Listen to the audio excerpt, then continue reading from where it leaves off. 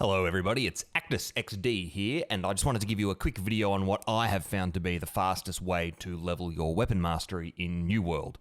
Before we get into the nitty gritty of exactly where to go and what to do, there's a few things to note just generally about weapon mastery.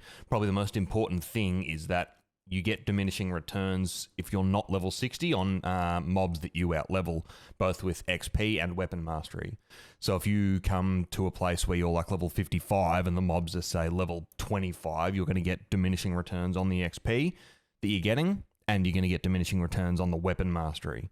So that makes it a lot slower to level your weapon mastery as well as to get general XP from mobs that you like significantly out level. However, that stops happening when you get to level 60 because you're not getting XP anymore. The game stops providing diminishing returns or say adding diminishing returns. And so where you would usually get, say, 14 weapon mastery for killing something that you massively out level, you would get, say, 100 if it's an elite mob to 150 in this area that we're currently at when you get level 60 because the game's not applying the diminishing returns on your XP or your weapon mastery anymore. So for that reason, I strongly recommend if you're going to level extra weapons, wait until you're level 60 to do it because it's going to be so much faster. I tried coming to this spot when I was level 58 because I swapped from Sword and Board to Firestaff Ice Gauntlet, and it is just so much easier. I was getting like 10 to 14 weapon mastery experience every kill, whereas when you're level 60, I was getting like, if I was on my own and I killed a mob, like 100, 150. So it's like, what's that? More than 5 times faster.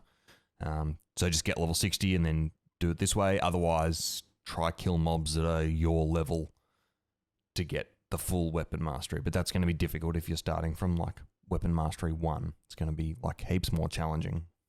Something else to note is that if you do damage with a weapon, like you only hit it for 1 damage and you do the other 99.9% of the damage with your other weapon, you're still going to split the weapon mastery credit for the kill 50-50. So if you've got one that's one weapon that you're much more proficient at and you want to level the other one, you could do most of your damage with the higher weapon mastery weapon, get the other one out and just tap it with one ability, and you're going to get split the weapon mastery credit 50-50. So that can be something to note if you want to level both weapons at the same time, or something to steer clear of if you're trying to level one specific weapon. Make sure you don't get your other one out and start attacking a mob with it.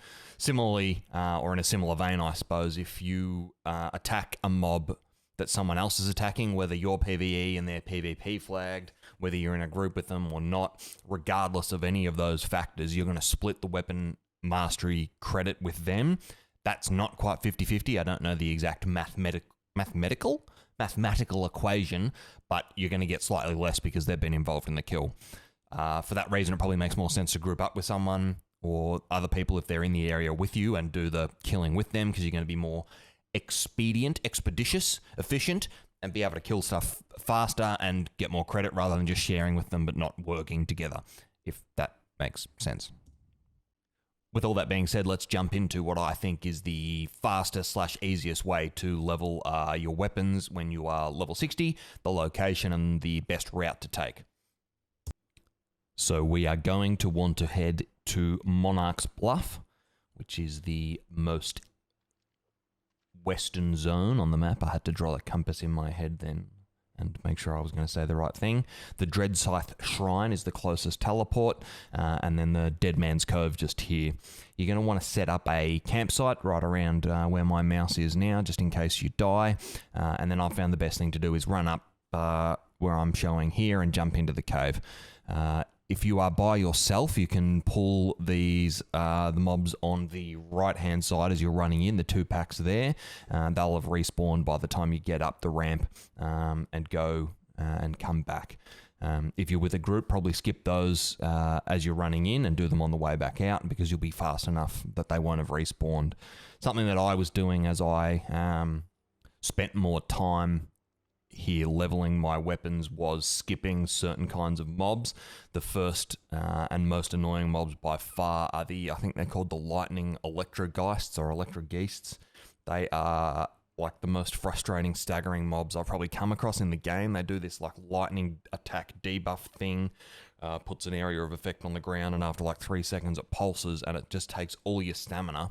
You can't roll, you can't get away from them, and it just continues to stagger you all the time. So if you're a caster, or even if you're a melee, I don't know, whatever the hell they're called, it's going to stagger you and you can't do damage. So I would either try kill them really quickly, or just try outrange them. Tortured Electrogeists is what they're called. Try and outrange them and reset them while you're killing everything else.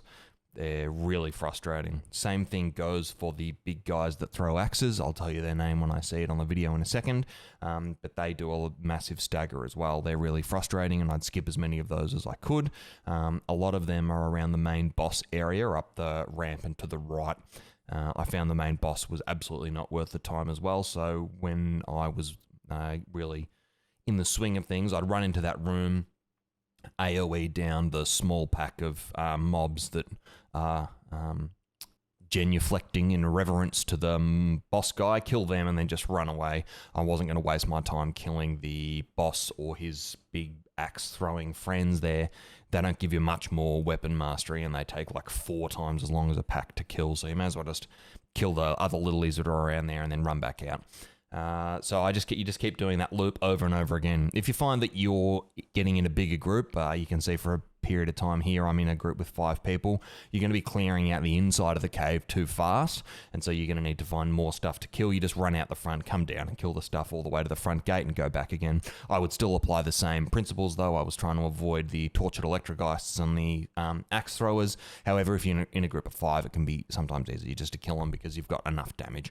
It's something you're going to have to figure out for yourself, but I just found them so frustrating when I was by myself that it really pissed me off.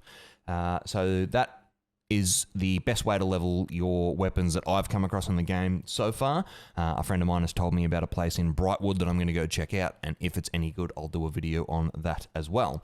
If you have enjoyed or got some value out of this, then please feel free to like, comment, or subscribe. If you've got any suggestions about other places I should try for leveling weapon mastery, then leave a comment down below. And I also stream on Twitch if you're at all interested in watching subpar gameplay.